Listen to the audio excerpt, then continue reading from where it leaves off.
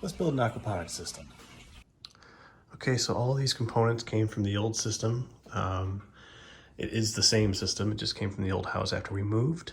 This is the drum that I converted into a fish tank by adding a little viewing window. I mean, it doesn't really need the window, but they like seeing me come up, so they know that it's feeding time. This is the sump where the pump stays and keeps the water circulating throughout the system.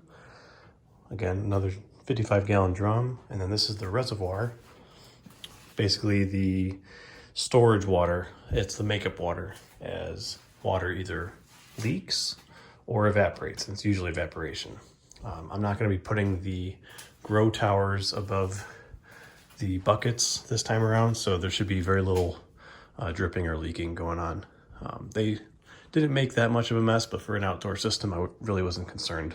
But indoors, as much water as we can keep in the system means not having the risk of mold, which I'll have other mitigation alternatives set up. I'll have a fan and a dehumidifier going down here, but at first we'll just start with a box fan. It shouldn't be much.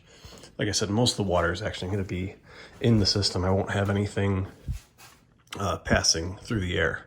Be no different than keeping the fish tank down here, which we have been since we moved in. And then these are the 4 buckets that'll be filled up to about the top with the clay media, and this is where the plants will grow. And I'll clean up these wires that are hanging later, but that's our grow light.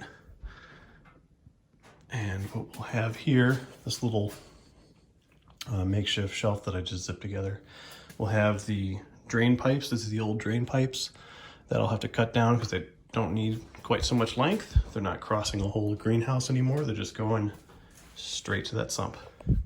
So both sides of these buckets have these little spouts that there's little holes. Let's see if I can turn this. Little holes, and the spouts literally just gravity drain into the drain pipe.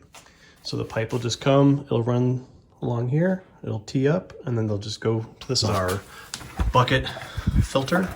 It was a swirl filter. I turned it into a radial flow filter, which I'll demonstrate later in a later video.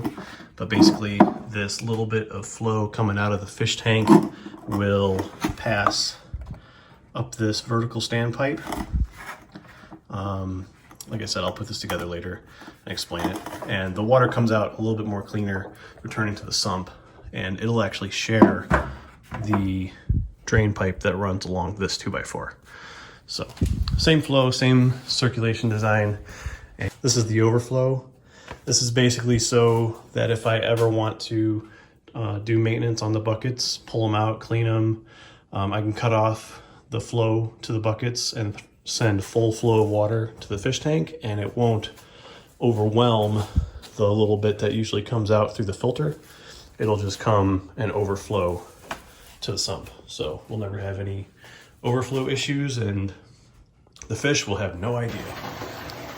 Okay, so the overflow drain pipe is hooked up, so put some water in right now just to get some leak checks done. Get some water circulating. Make sure our pump is still working good. We'll leave it running 24/7. And yeah, move on to the next step.